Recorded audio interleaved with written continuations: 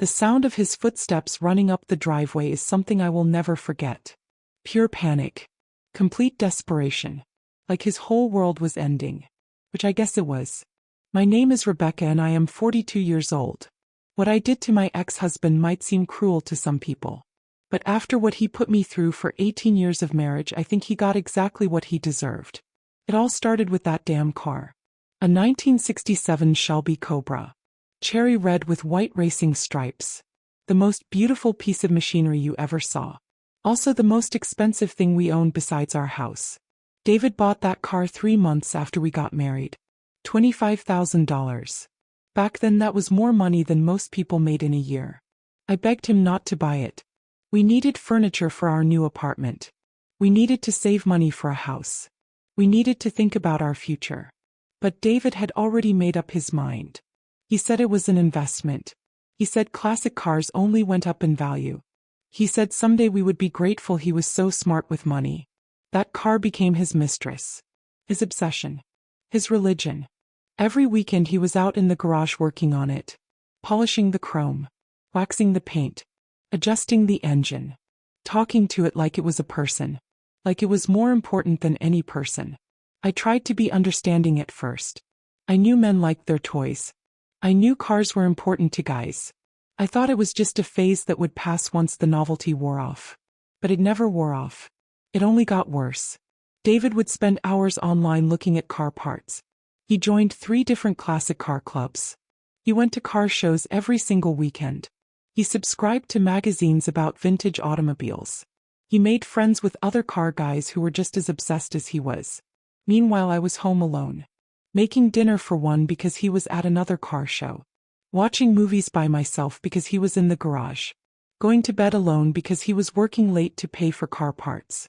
When I got pregnant with our first child I thought things would change. I thought becoming a father would shift his priorities. I thought he would realize there were more important things in life than a piece of metal and chrome. I was wrong. The night I went into labor with Emily he was at a car auction. I called him 3 times while I was having contractions. The first time he said he would be home soon. The second time he said he was bidding on some rare part for the engine. The third time I got his voicemail. My neighbor Mrs. Patterson drove me to the hospital. She sat with me through 8 hours of labor. She was the first person to hold my daughter besides me and the nurses. David showed up 6 hours after Emily was born. He was excited and apologetic. He brought flowers and said he was sorry he missed it. He said the car part he bought would help pay for Emily's college someday. But I could smell the beer on his breath. I could see the grease under his fingernails.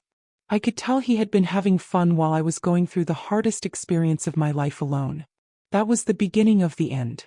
But it took me 15 more years to realize it. David was not a bad father exactly. He loved Emily and later our son Michael. He provided for us financially. He never hit us or yelled at us. He wasn't abusive in the obvious ways. But he was absent. Emotionally and physically absent. His heart and his attention were always somewhere else. Usually in that garage with that car. Family vacations were planned around car shows. Date nights were canceled because he found a new part online. Conversations at dinner were about horsepower and torque and restoration techniques. I tried talking to him about it so many times. I tried explaining how lonely I felt. How ignored the kids felt. How his obsession was damaging our family. He would always apologize. He would promise to do better. He would say the car was just a hobby and we were his real priority. Then he would go right back to the garage. The car kept getting more valuable as the years went by. David was right about that. By the time Emily started high school it was worth over $100,000. By the time Michael graduated it was worth almost $200,000. David never let anyone else drive it. Not me. Not the kids. Not even the mechanic who worked on it. He drove it maybe 10 times a year to car shows or special events. The rest of the time it sat in the garage like a museum piece. I used to joke that he loved that car more than he loved me. But after a while it stopped being funny because I realized it was true. The final straw came on Emily's wedding day. Our daughter was getting married. The most important day of her life. A day she had been planning for over a year. That morning David was supposed to drive Emily to the church. It was a tradition. The father drives the bride to her wedding. We had talked about it for months. David had promised. But when I went to find him an hour before we needed to leave, he was in the garage working on the car. There was oil all over his hands and his good shirt. He was cursing at some part that wasn't fitting right. David, I said. We need to go. Emily is waiting. Just give me 5 more minutes, he said without looking up. I almost have this figured out. 20 minutes later he was still working. Emily was upstairs crying in her wedding dress. The photographer was getting impatient. The guests were starting to arrive at the church. I finally had to drive Emily to her own wedding myself. David showed up just as the ceremony was starting. He had grease stains on his shirt and he smelled like motor oil. Emily cried during her wedding. Not tears of joy. Tears of disappointment and hurt. Her father had let her down on the most important day of her life for a stupid car. That night I made my decision. I was done. After 18 years of playing second fiddle to a piece of metal, I was finished. I deserved better. My children deserved better. I filed for divorce the next week. David was shocked. He begged me to reconsider. He promised things would change. He said he would sell the car if that's what it took to save our marriage. But it was too late. I had heard his promises before. I knew they meant nothing. The damage was done. The divorce took 8 months to finalize. It was bitter and complicated. We fought over everything. The house. The savings accounts. The furniture. The custody schedule. But we fought hardest over that damn car.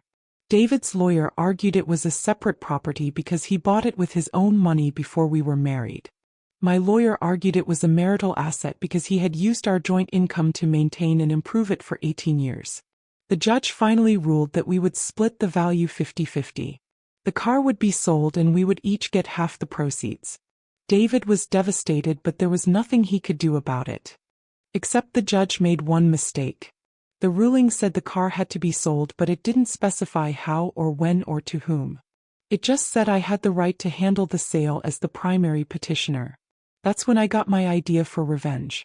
The night before the divorce was finalized, I drove to David's apartment.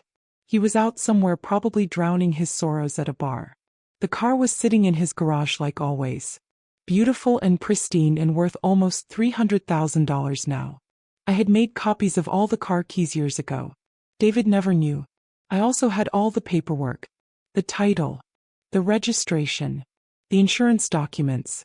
Everything was in both our names, so legally I had every right to access the vehicle. I started the engine for the first time in my life. It purred like a satisfied cat. I understood why David loved the sound so much. It was powerful and smooth and absolutely perfect. Then I drove it to the other side of town. I had found the perfect buyer through a classified ad. A young man named Tommy who was 23 years old and worked at a gas station. He had always dreamed of owning a classic car but could never afford one. I knocked on his door at 11 o'clock at night. He was surprised to see me but excited when he saw the car parked in his driveway. "Are you serious about wanting to buy this?" I asked. His eyes were as wide as dinner plates. "Yes, ma'am. But I told you on the phone I only have $800 saved up." "I remember," I said. "But I've decided to come down on my price."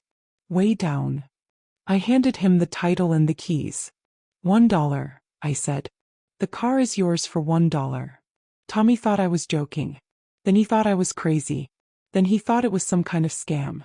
But when he realized I was serious, he ran inside and got a dollar bill. We signed the title transfer right there on his kitchen table. I gave him all the maintenance records and spare parts that David had collected over the years. I explained where the best mechanic was and what kind of oil to use. Tommy was shaking with excitement. He kept asking if I was sure. If this was really happening. If he was really about to own a car worth more than his house. "Just promise me one thing," I said. "Promise me you'll drive it. Don't let it sit in a garage collecting dust. Take it out and enjoy it. That's what cars are for." He promised. We shook hands. The deal was done. I took a taxi home and went to bed. I slept better that night than I had in months. The next morning we met at the courthouse to finalize our divorce. David looked tired and defeated. He had probably been up all night thinking about losing his precious car. The judge signed the papers. We were officially divorced. David got the house. I got half the savings and my freedom. We agreed to split the money from the car sale once it happened. So when are you going to list it? David asked as we walked out of the courthouse. I already sold it, I said casually. He stopped walking. What do you mean you already sold it? Last night. I found a buyer. How much did you get? His voice was getting higher and more panicked. I smiled. $1. At first he didn't understand. $1 down. What's the full asking price? No, David. $1 total. I sold your car for $1. The color drained from his face. He looked like he was going to throw up or pass out or both. You can't do that, he stammered. That's not legal. You can't sell a $300,000 car for $1. Actually, I can, I said. The judge said I could handle the sale. He didn't put any restrictions on the price. It's perfectly legal. David started hyperventilating. Where is it? Who did you sell it to? I can get it back. I can pay them whatever they want. I gave him Tommy's address. Good luck with that. Then I walked away and left him standing there on the courthouse steps looking like his whole world had just collapsed. Which I guess it had. I heard later that David drove straight to Tommy's house. He offered him $5,000 to sell the car back. Then $10,000. Then $20,000. But Tommy refused. He had fallen in love with the car just like David had all those years ago. But unlike David, he was actually driving it. Enjoying it. Showing it off to his friends and family. David hired another lawyer to see if he could undo the sale.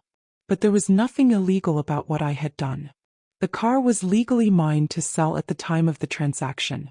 The price I chose was irrelevant as long as both parties agreed to it. Some people thought what I did was terrible. They said I was vindictive and cruel. They said no car was worth destroying someone's life over. But they didn't understand. It wasn't about the car. It was about 18 years of neglect. 18 years of feeling invisible. 18 years of watching my husband love an object more than he loved his family. David had stolen something from me that was worth more than any car. He had stolen my time, my youth, my happiness, my children's childhood memories of having a present and engaged father. So I stole something from him. Something he valued more than anything else in the world. Something that would hurt him the way he had hurt me. The look on his face when he realized what I had done was indeed priceless. It was worth every penny of the money I didn't get from that sale. 6 months later, I heard that David had started dating someone new. A woman named Lisa who was 10 years younger than me and loved classic cars. They went to car shows together every weekend. I hoped she knew what she was getting into. I hoped she understood that she would always come second to whatever car he bought next. I hoped she was prepared to spend a lot of evenings alone while he worked in the garage. As for me, I used my half of the savings to buy a small condo near the beach. I went back to school and got my real estate license.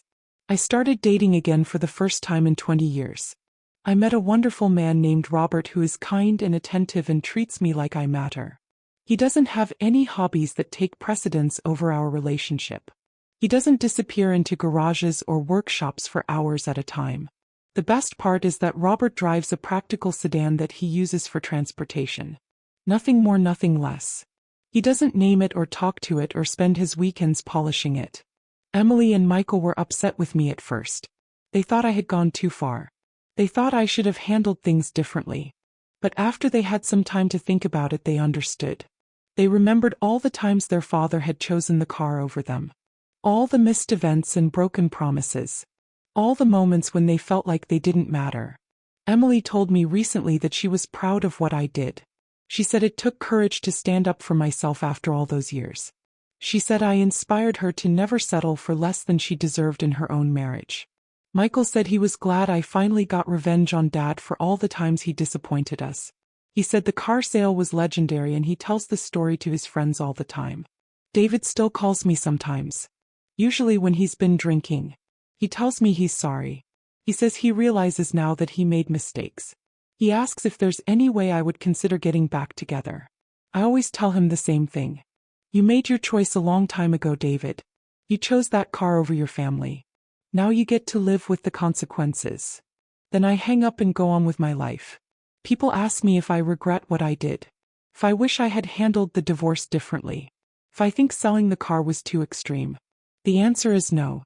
Not for a single second. That car represented everything that was wrong with my marriage. The neglect. The misplaced priorities. The selfishness. By selling it for $1, I wasn't just getting revenge. I was making a statement. I was saying that I mattered. That my feelings mattered. That 18 years of my life had value even if David never recognized it. I was saying that actions have consequences. That you can't treat people badly for decades and expect no payback. That sometimes the people you take for granted will surprise you. Most importantly, I was saying that I was done being invisible. Done being taken for granted. Done playing second fiddle to anything or anyone. I think I'm just a woman who finally stood up for herself. And you know what? Felt amazing. Thank you for watching. If this story was interesting, please like this video and subscribe to our channel for more of this stories coming your way.